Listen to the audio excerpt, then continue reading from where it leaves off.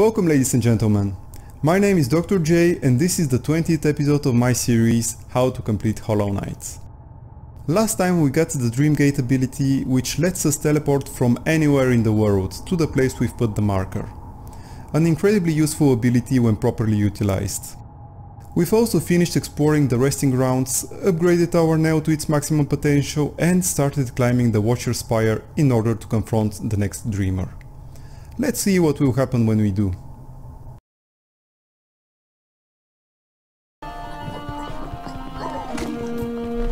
As you can see, the 4th nail upgrade really makes killing most enemies trivial.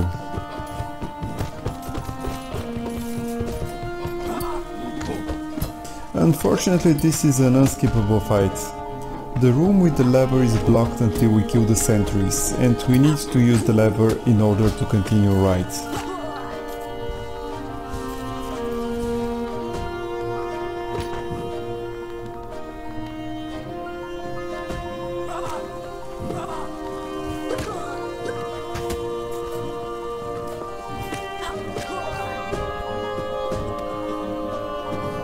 And now we can continue climbing the spire. Don't forget to open the shortcut just before the exit of this room, just in case.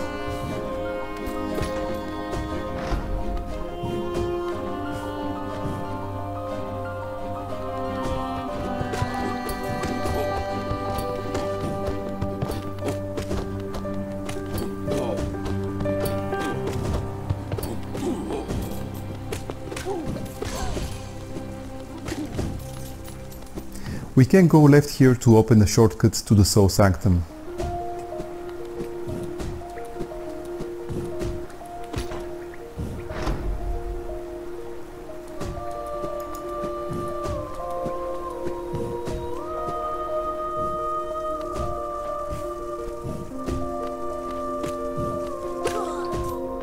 We'll be using the elevator and then going to the right and up the exit.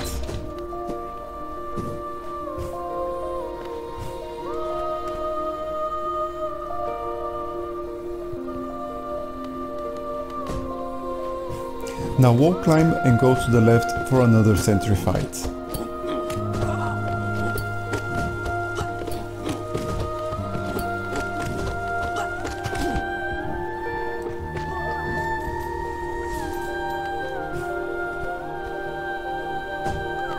And here is group number 38.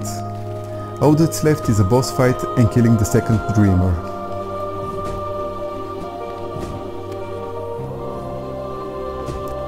This time let's take the left path from the elevator. And after another elevator ride, we're at the next boss.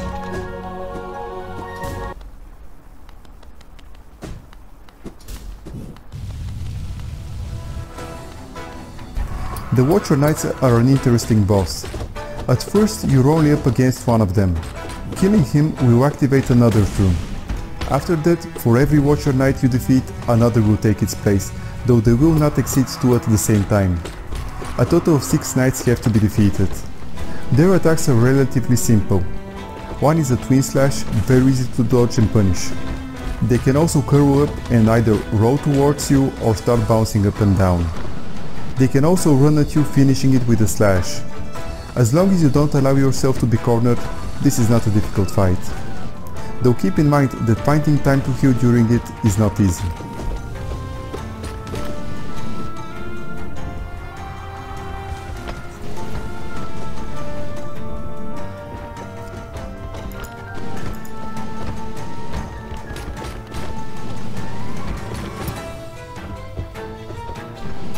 I was not using it, but the Shade Soul spell is extremely useful in this boss fight. As is the Descending Dark spell, especially since that one also gives you some invincibility frames.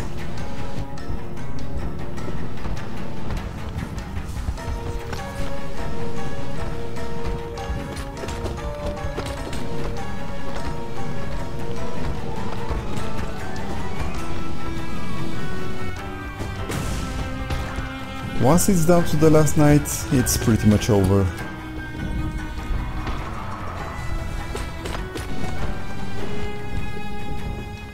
It's interesting to note that the infection reanimated the knights in order to fight you and stop you from reaching the dreamer.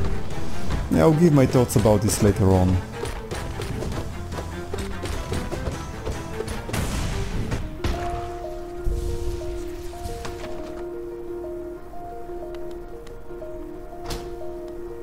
Okay, so now we can go collect another Hallownest seal and a geo chest. After that, it's time for the second dreamer.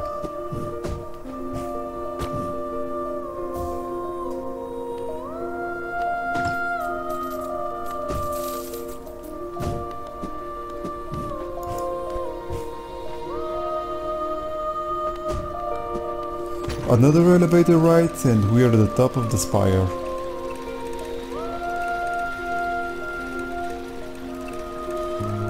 Those mannequins, or whatever they are kind of unsettling.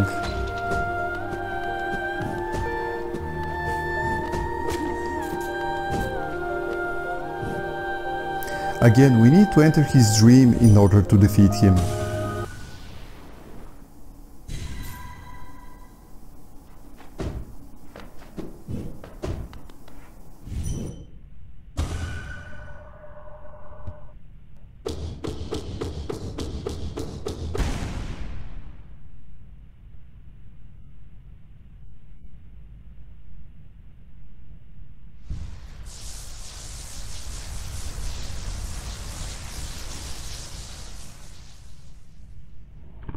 And that's the second seal gone.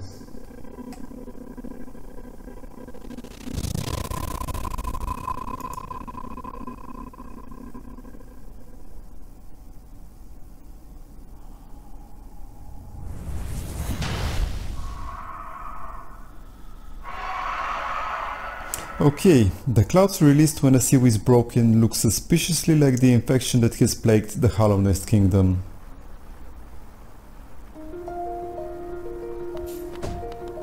Now it's time to go all the way down from the spire and go to the King's Station. I should have placed a dream gate at the bottom, but I forgot. I also could have saved a bit of time by safe quitting and restarting at the bench.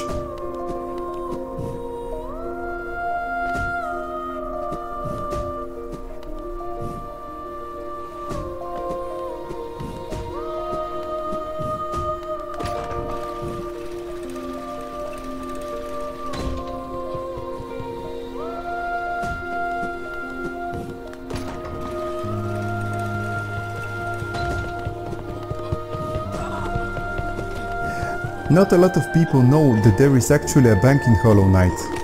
You can use it to store your geo in case you die twice in a row without being able to retrieve your shade. Since the fights become a lot more difficult from now on, let's go and place our hard-earned geo in safekeeping.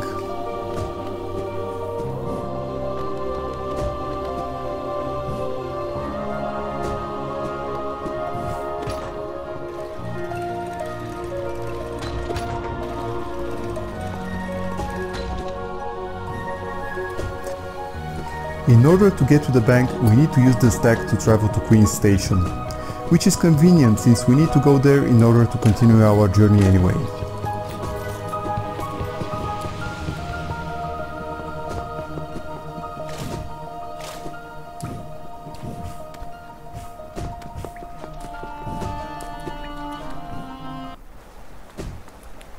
As usual, let's rest at the bench and continue to Queen's Station.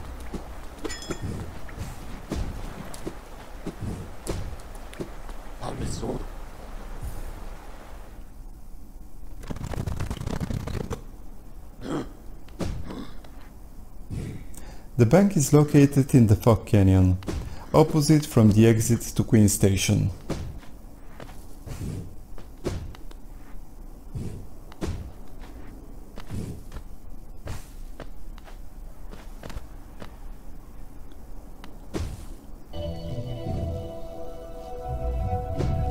Over here to the left.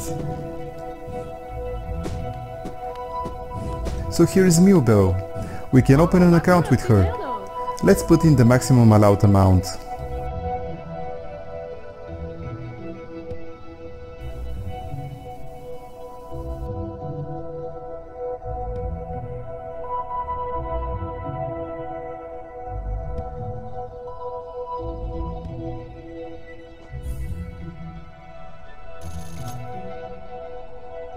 Gio, Gio.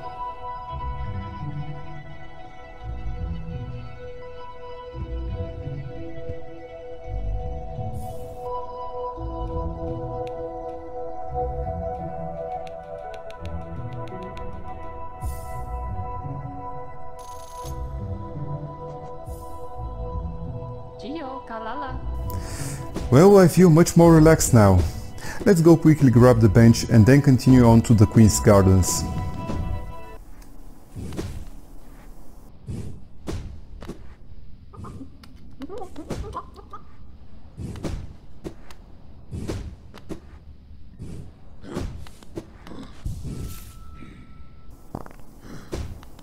Oh yeah, I forgot to check if there's an interest on my deposit. Let's go back and ask her.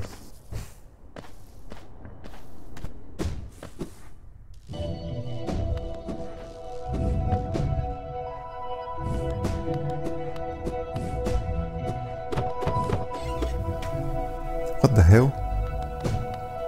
I've got a terrible sinking feeling. Well, let's hope this wasn't some kind of scam. In any case, we need to go to Queen's Gardens next.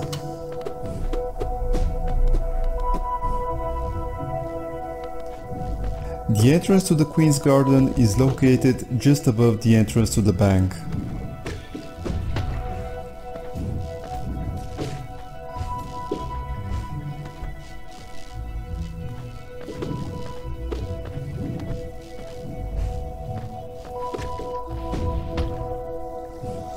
As you can see, Isma's tier is required in order to get past the acid lake.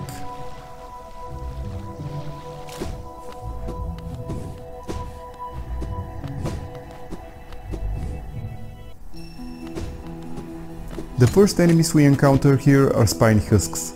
They shoot out spikes in all directions. Also, a few seconds after their death, their bodies will sprout some spikes.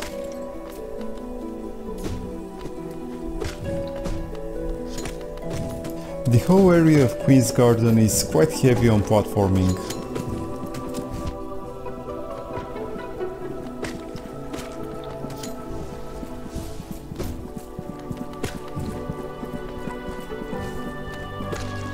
And let's get another rancy tech we are never going to use.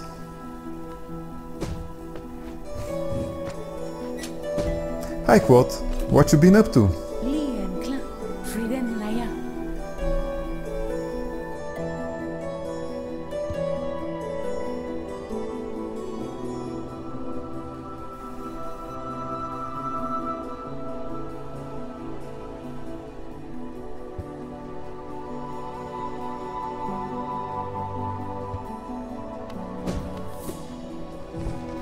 The Mantis Petra use similar attacks to the boomerang side of the Mantis Swords. Overall, it's not a difficult enemy to defeat.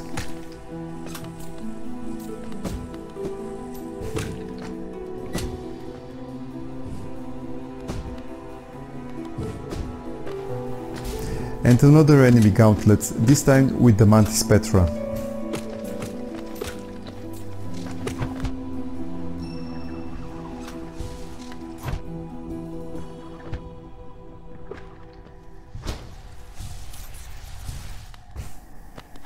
Now we just follow the telltale signs of Cornifer so we can buy his map of this area.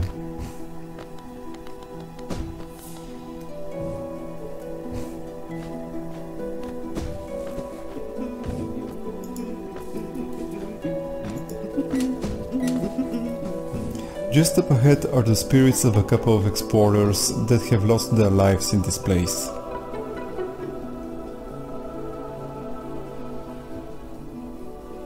This is just for some flavor, there is no real information you can gather from them. Now let's see what Cornifer has to say about this place.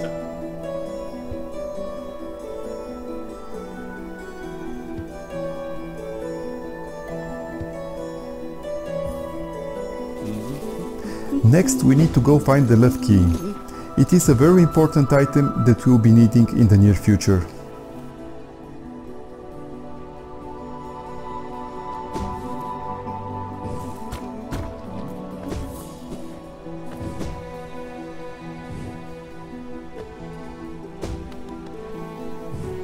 We need to do a little bit of platforming so we can open this door.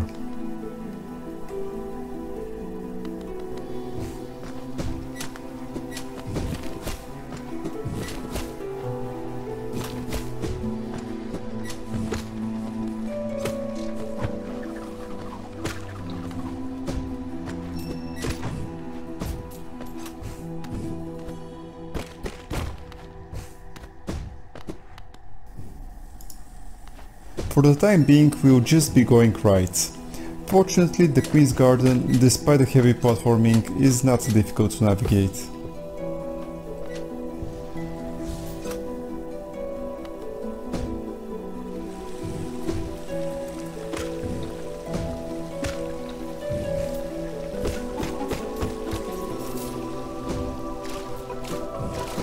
The Mantis Traitor is like an upgraded version of the Mantis Warrior, so the same tactics apply. If possible, pogo jump them. If not, bait an attack and retaliate.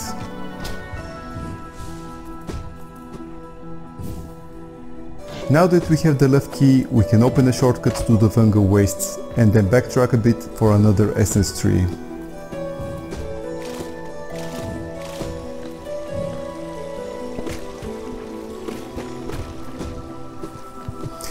Well, that's what happens when you don't treat an infection right away.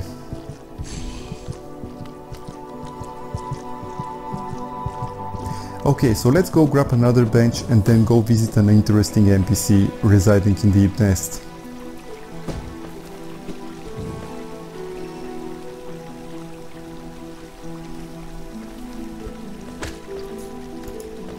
Now let's go get another essence tree on the way to the bench. This essence tree is purely platforming. All the orbs are out in the open and you just have to watch out for the spikes.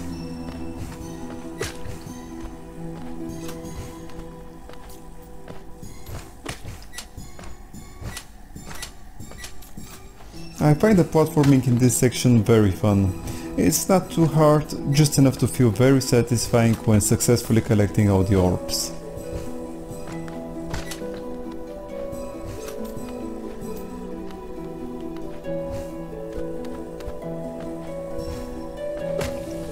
Now that we've gathered all the orbs, let's continue towards the bench.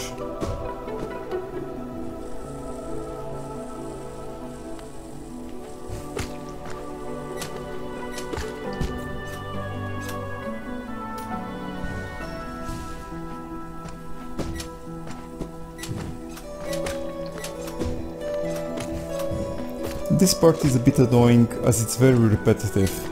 You've got a few platforms and then a Mantis Petra fight and then another few platforms and another Mantis Petra fight.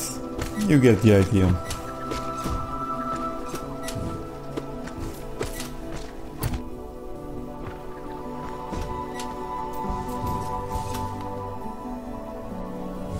It's a good idea to place a Dream Gate here in order to save on the return trip from the Deep Nest.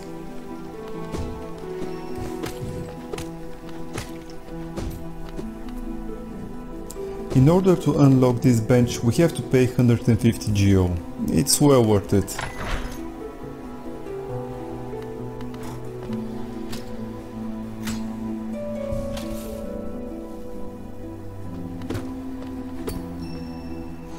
After we've done destroying public property, let's head to Deep Nest.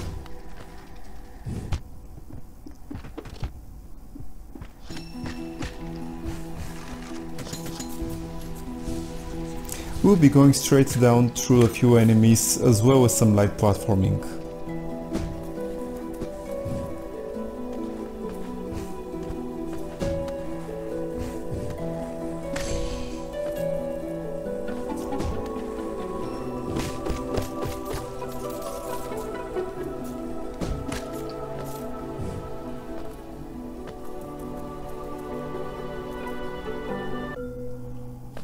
The transition from the Queen's Gardens to Deep Nest is very subtle.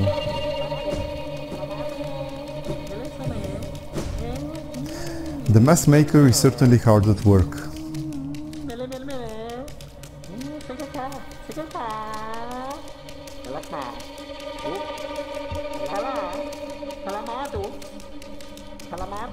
Those are some very existential topics.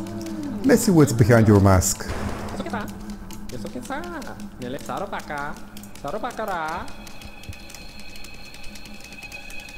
Right, so what we know so far. The Pale King was a worm that has come to this kingdom and transformed, becoming the ruler of the bugs. Something that has to do with the light and the infection inside the bugs happened, and everyone in his court started trying to find a solution to the impending doom. What they've come up with is creating a vessel in order to presumably seal away the source of this corruption. But in doing so, they've also placed the whole kingdom in some sort of half-life state. Also, the true origin of our little ghost of Hallownest seems to be a discarded candidate for the perfect vessel. And after we're done listening to the mask maker, let's use the dream gate and continue our journey through the Queen's Gardens. Now we'll be going for a couple more grubs, but first there's another gauntlet we have to pass through. This time the enemy selection is a little bit more varied.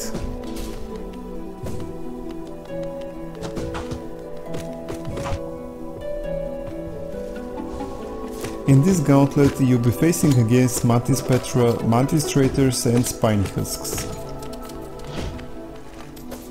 The fight is not difficult, but there are quite a few enemies, so it may take a while.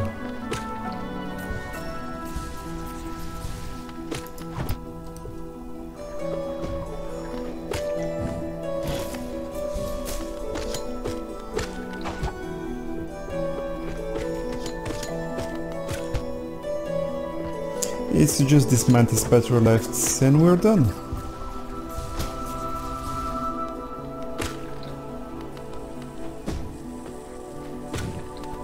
Let's continue on our way to save the grub.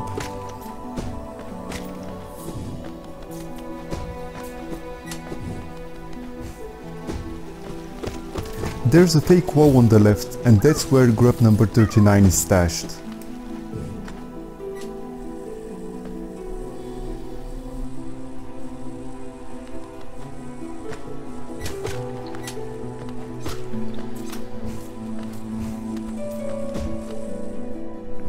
In this passage lies the grave of the traitor Ward's child.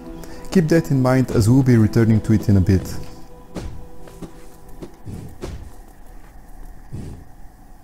Now we'll go all the way to the upper left corner of the area for the next grub.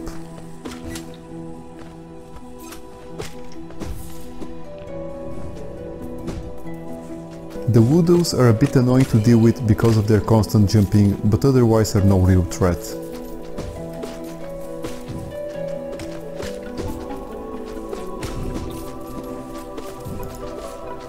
There are quite a lot of them in this section though.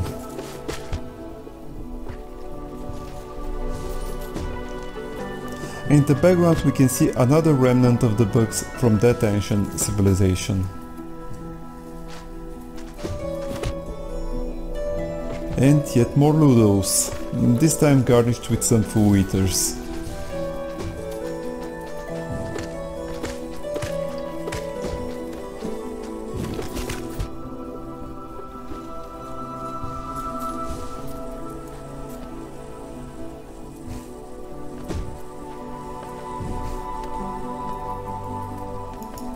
There's another hidden passage at the end of which is the grub.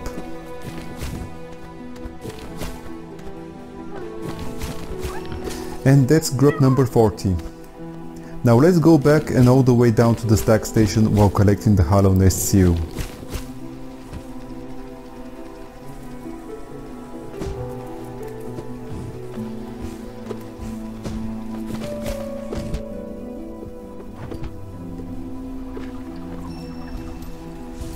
Over here is the Hallownest seal. Watch out for the Foo Eater though.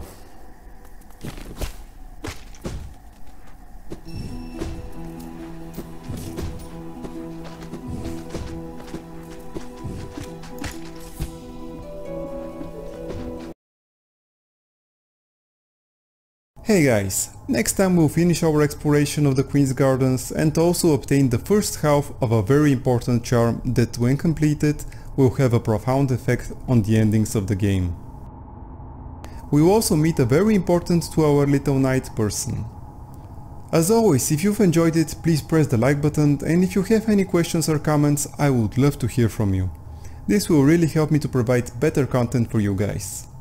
Hope to see you again next time, and until then, have a good one.